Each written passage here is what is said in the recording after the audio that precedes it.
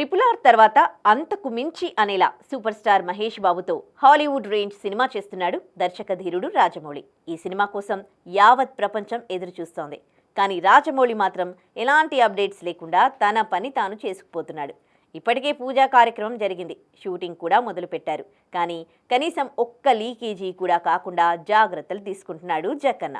ఎంతలా అంటే సెట్స్లో ఉన్న లైట్ బాయ్ నుంచి సూపర్ స్టార్ వరకు అందరితోనూ ఎలాంటి లీకులు చేయకూడదని, చేస్తే కఠిన చర్యలు తప్పవని అగ్రిమెంట్ చేసుకున్నాడట. అందుకే ఈ సినిమా విషయంలో అసలు ఏం జరుగుతుందనేది బయటకు రాకుండా పోయింది. కానీ రాజమౌళి మాత్రం త్వరలోనే ఒక్కసారిగా బిగ్గెస్ట్ బ్లాస్టింగ్కు రెడీ అవుతున్నట్టుగా తెలుస్తోంది. ప్రస్తుతం ఈ సినిమా షూటింగ్ హైదరాబాద్లో వేసిన ప్రత్యేక సెట్స్లో జరుగుతోంది. ఇందులో మహేష్ బాబుతో పాటు బాలీవుడ్ బ్యూటీ ప్రియాంక చోప్రా పాల్గొంటున్నారు.